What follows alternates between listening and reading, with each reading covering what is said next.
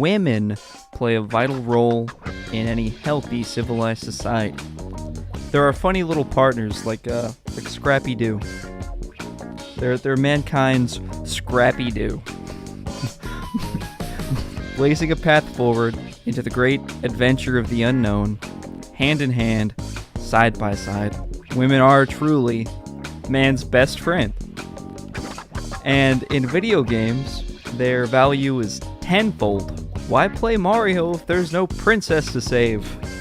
What, am I supposed to romance a guy in my BioWare RPGs?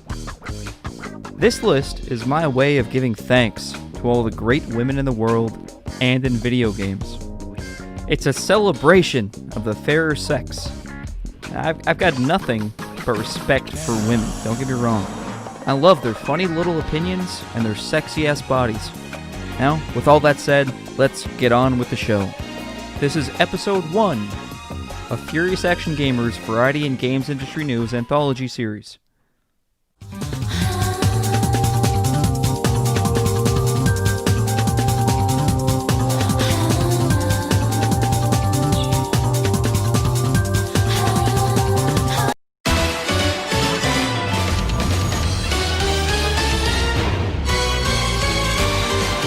When I first saw Bayonetta's new design for Bayonetta 2, I knew we had crossed a threshold the industry could never return from.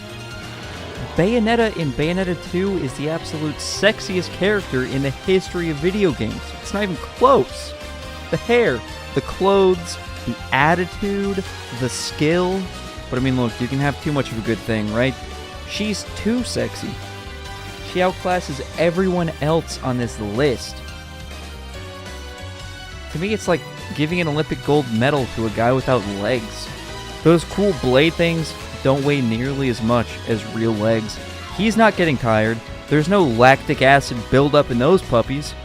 It ain't right. And you, bleeding heart, who just want to fuck Bayonetta, are gonna cry about it. But I don't care. We'll see if they can tone it down just a little bit in Bayonetta 3.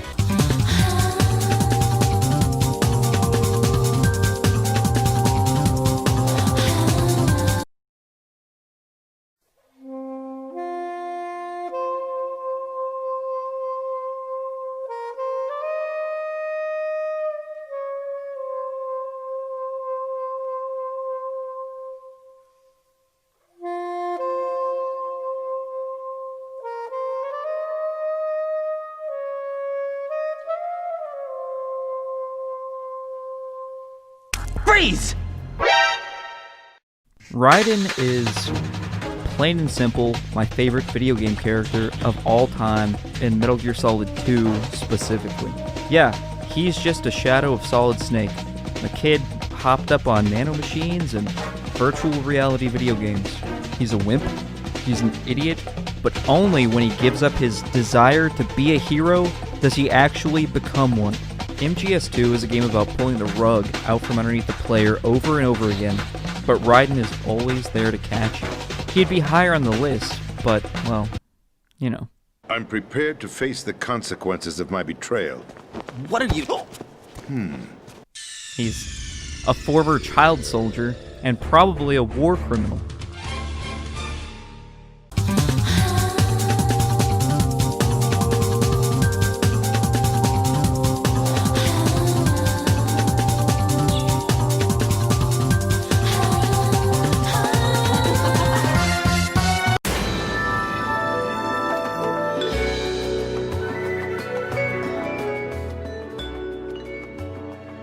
Bayonetta in Bayonetta 1 is ultimately unlikable. It's not her fault, but her designer at Platinum Games. Allow me to explain, because the longer I talk, the more sense I'm about to make. If you look at Bayonetta's profile, you can see that she has a long face with a prominent chin. Now, there is a logic and theory to hairstyles, and what goes best with each person's unique facial shape. If we take a look at Bayonetta 1's beehive hairdo, it completely ruins the character. It may have been chosen to justify her magical hair weave ability, but really at what cost? The height of the hive only serves to accentuate the length of her face and typically, with a prominent chin that juts forward, one would counterbalance with hair that goes backwards, against the direction of the chin. Bayonetta 2 achieves this effect flawlessly. Bayonetta in Bayonetta 1 also suffers from her hair being brushed to the side, effectively widening her forehead and giving the illusion that her eyes are spaced too far apart. Look, she's still a great character and I would do her, but sorry lady, 8 is as far as you go.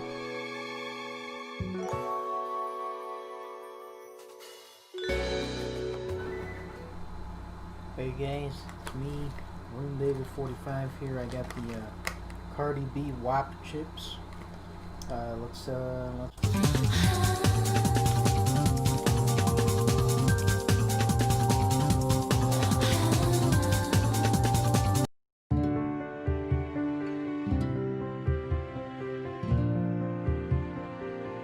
The Etrian Odyssey series is full of hotties, but the Pugulus in Etrian Odyssey 5 makes the cut for two big reasons. Her fists. High damage dealing potential, and the go-to character for binding monsters by punching them so hard they're paralyzed, that's just cool. One of her moves is just called concussion. Like my grandmother always used to say, "Daddy likey."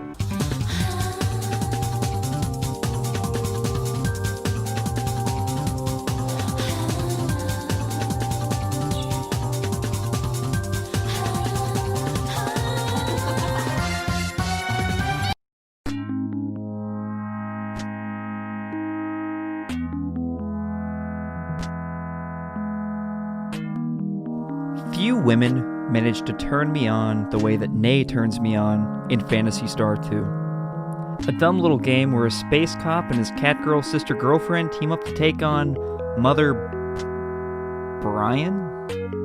Mother Brian? That can't be right.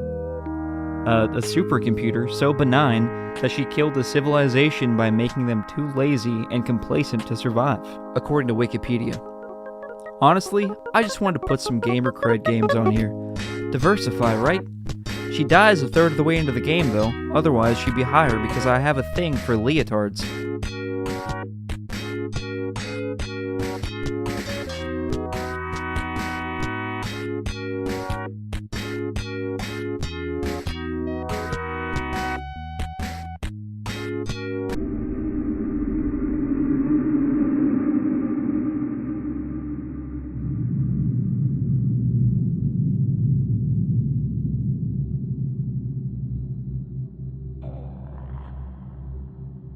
A wise man once told me that people only make top 10 videos because they want to talk about a specific game, but don't really want to make an entire video about that game.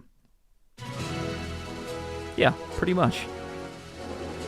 Now you may not have heard of this one, but Melty of Melty's Quest is a gem of a character. Strong-willed, carefree, friendly, stacked.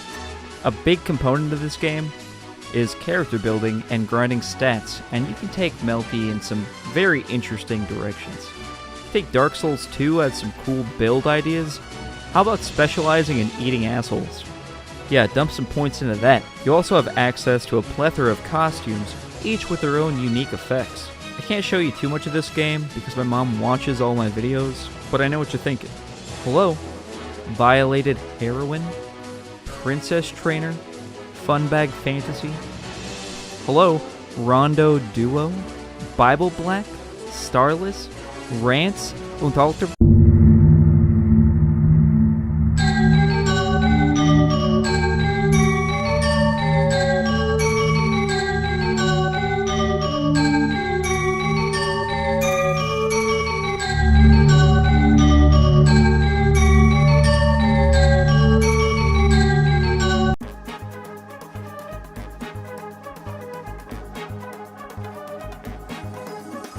Look,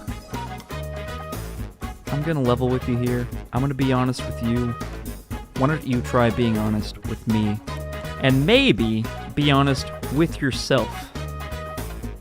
You have got some deep-rooted personal hang-ups if you think that Rouge the Bat isn't hot as hell. You've been conditioned to have knee-jerk reactions to the simplest of things. This is not about furries or any of that other garbage. She's sleek, sexy, cool. She's got a Dragon Ball Z scouter, and she wears high heels to heist. All the world's gems are hers to keep. Seriously, bat tat memes aside, she is just a dope character. The only flaw I can find is that she isn't sitting on my face right now.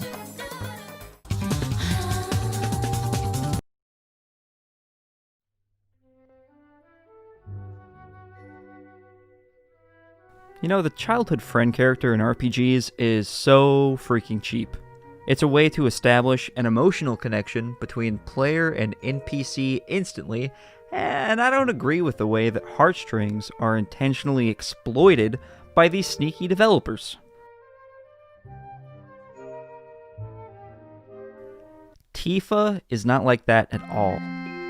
Spoilers for Final Fantasy VII, by the way.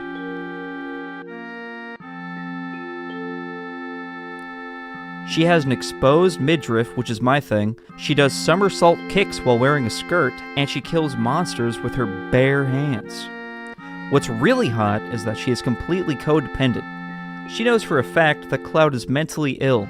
He's constantly lying, and she just goes along with all of it, feeds into the lie, adds her own lies, so that the party never thinks he's insane because she's afraid of him leaving her. I mean, come on, you have to admit that's kind of hot, in a very unhealthy way.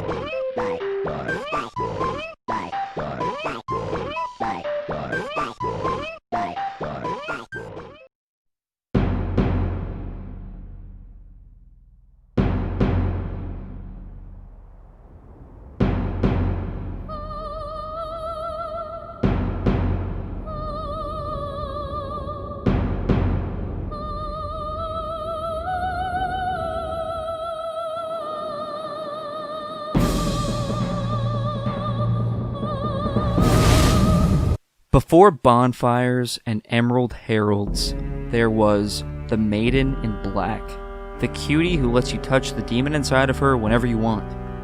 A woman blinded by wax and harboring a demon inside of her own body. She's your upgrade station, allowing you to channel your accumulated souls into level ups, making her mechanically invaluable. This is coupled with just how damn endearing she is. Every time you return to the game's hub area, the Nexus, she's wandered off somewhere, lighting candles, sitting around, swinging her feet. Just the simple act of having to hunt her down every time breathes a lot of life into the character and makes her seem a little more alive. Her blindness gives her a certain vulnerability that makes you want to protect her at all costs. Most importantly, she has bare feet.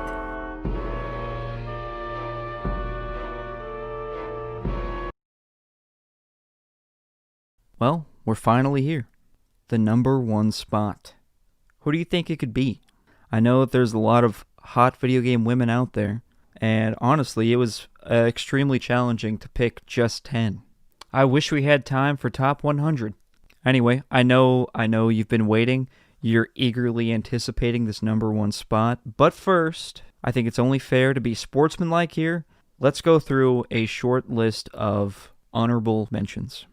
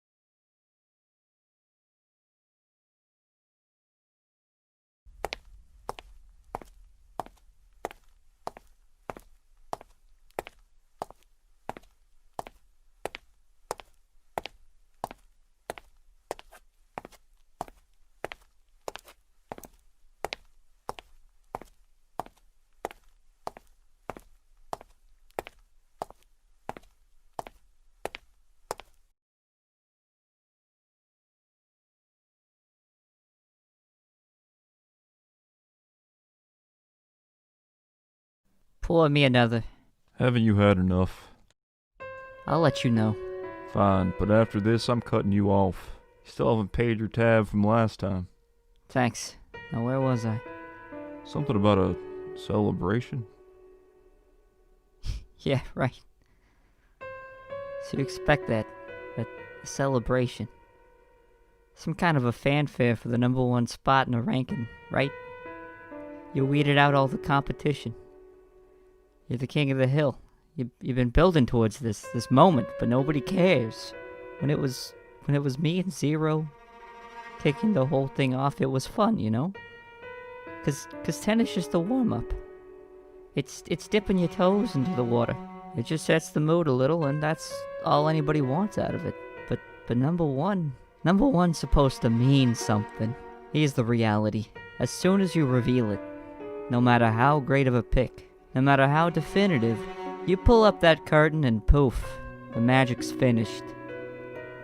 My psychiatrist calls it a dissolution of tension or something. Yeah, I get it. It's like you're expected to pull off the performance of your life to a crowd that had their tomatoes ready from the start. Sounds like a lose-lose situation, but you can't go into this thinking you're gonna make everyone happy. Anyway, you mentioned Zero. How are you two doing? Zero, she left me last night. She said to me, she said I just drink my problems away and that I don't care about nothing. She asked me, she said, how can I be invested if you aren't, huh? You know, you get mad at stuff like that, people questioning your moral fiber. I lashed out. I told her she's nothing without me. I told her we make a perfect 10, but without me, without me, she's worthless.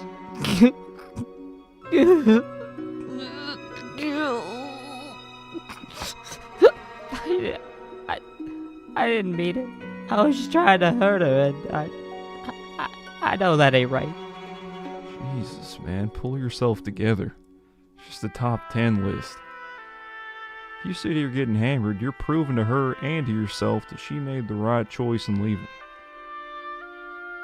Have a coffee and just take one last step over the finish line, partner. You're right there. What if they hate me for it?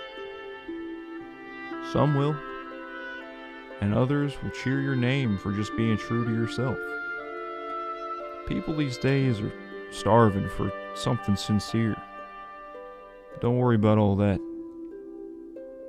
Some things you just need to do for yourself. No regrets, no compromises. You're right. You're right, I can't just leave this thing unfinished.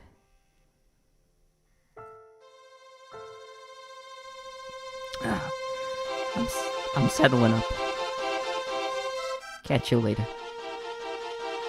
Hey, Yeah? you're #1. We'll see.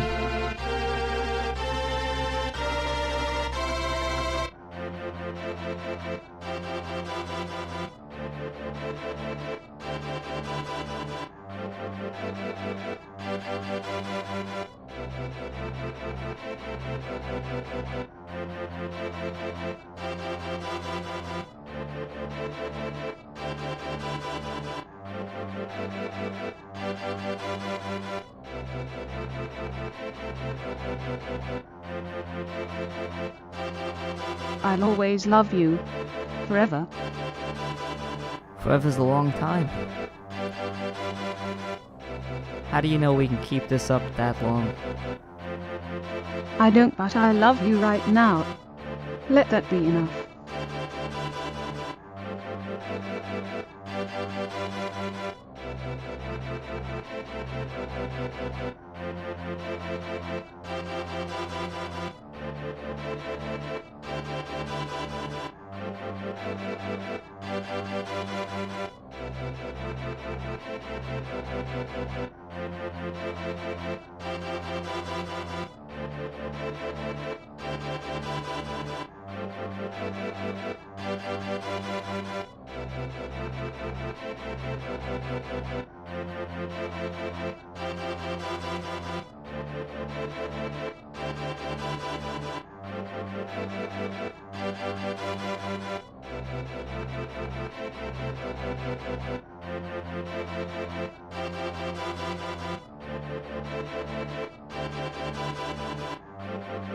What are you doing up so late? Go back to bed. No. We're through.